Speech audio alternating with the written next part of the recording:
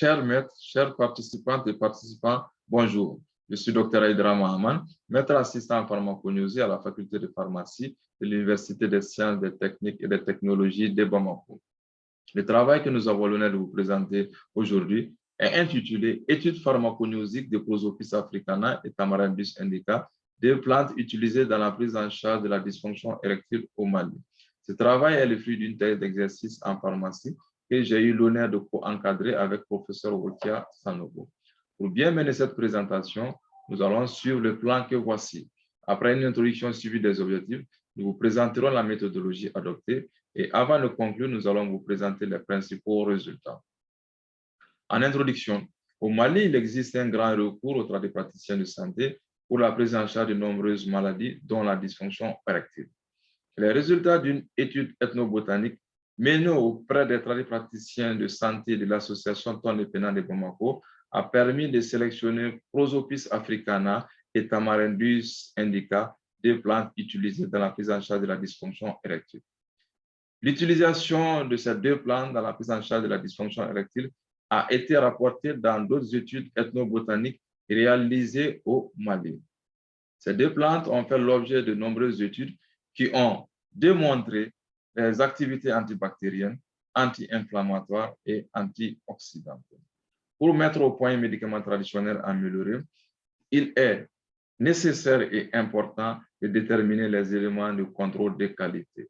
D'où la présente étude qui avait pour objectif de déterminer les paramètres pharmacognostique et caractériser les constituants antiradicalaires des feuilles, des écorces de tronc et des racines de Prosopis africana et Tamarindus indica.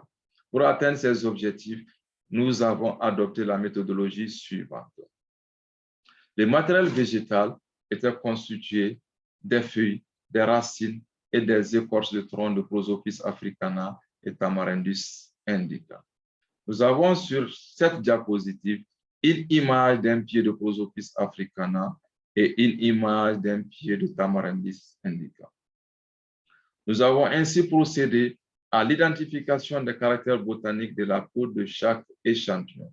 Cette identification a porté sur la détermination des caractères organoleptiques et sur les éléments microscopiques en utilisant le réactif de Gazet du Châtelier. Nous avons procédé aussi à la détermination de certaines constantes physico-chimiques telles que la teneur en eau qui a été déterminée par dessiccation à l'étuve à une température de 105 degrés, plus ou moins 2 degrés pendant 24 heures et la détermination de la teneur en cendres totale et en cendres insolubles dans l'acide chlorhydrique qui a été faite par calcination au four à 600 degrés pendant 6 heures. Les constituants chimiques ont été caractérisés par les réactions de coloration et de précipitation en tube et par la chromatographie sur couche mince. Par rapport aux réactions en tube, les réactifs classiques ont été utilisés. Par exemple, pour caractériser les polyphénols éthanés, nous avons utilisé une solution de chlorhydride ferrique. Pour les flavonoïdes, la réaction de la cyanidine a été utilisée. Et pour les saponosides, la présence de mousse persistante a été utilisée. Quant à la chromatographie sur couche mince, nous avons préparé 3 types d'extraits, à savoir un infusé, un décocté et un macérat hydroéthanolique à 70%. Et nous avons utilisé comme révélateur une solution de trichlorure ferrique à 10% et les réactifs de Gaudin. Les constituants antiradicalaires ont été caractérisés par la méthode de réduction du radical de PPH sur le chromatogramme des extraits. Ainsi, la présence de constituants antiradicalaires. Ainsi, en présence de constituants antiradicalaires, il se développe des taches jaunes sur un fond violet. Ces différentes méthodologies ont abouti aux principaux résultats suivants. Les caractères organoleptiques des différents échantillons sont présentés dans le tableau 1. La peau des feuilles de Prosopis africana était verte avec un goût peu amer et une odeur non caractéristique, c'est-à-dire qu'on ne peut pas identifier la poudre des feuilles de cette plante à partir de son odeur. Celle des feuilles de Tamarindus indica était verte avec un goût aigre et une odeur caractéristiques. Sur cette diapositive, nous avons les éléments microscopiques identifiés dans la poudre des 3 échantillons de Prosopis africana. Ainsi, nous avons pu identifier uniquement dans les feuilles la présence de poils tecteurs, de fragments d'épiderme, des groupes de fibres. Par contre, les graines d'amidon, les cristaux d'oxalate de calcium ont été retrouvés uniquement dans les racines et dans les écorces de tronc. Les fibres étaient présentes dans les feuilles et dans les écorces et dans les racines. Ces fibres étaient courtes dans les écorces et longues dans les racines. Sur cette diapositive, nous avons les éléments microscopiques identifiés dans les échantillons de Tamarindus indica. Ainsi, les groupes de fibres, les poils tecteurs, les vaisseaux spiralés, les fragments d'épiderme avec stomate ont été retrouvés uniquement dans la poudre des feuilles. Les graines d'amidon, les cristaux d'oxalate de calcium, les vaisseaux ponctués ont été retrouvés dans les écorces et dans les racines de Tamarindus indica. Par contre, les poils tecteurs pluricellulaires verruqueux ont été retrouvés uniquement dans les écorces. Les résultats des différents dosages effectués sur les poudres sont présentés dans le tableau 2. Nous pouvons remarquer dans ce tableau que la teneur en eau de tous les échantillons est inférieure à 10%, ce qui permet d'éviter les réactions d'oxydation, de fermentation et le développement de moisissures qui sont des phénomènes pouvant altérer la qualité du principe actif lors d'une longue conservation. La teneur en cendres totale était élevée dans les écorces de 2 plantes.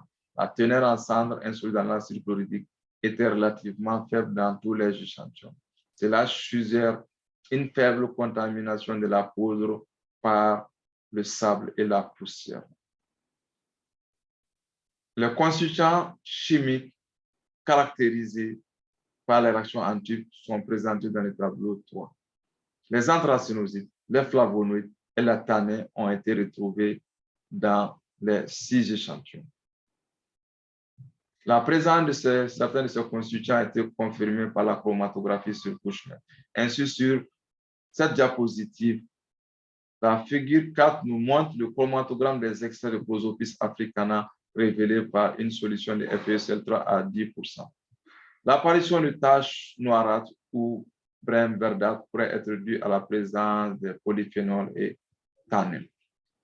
Un résultat similaire a été obtenu avec les extraits de Tamarindus indica.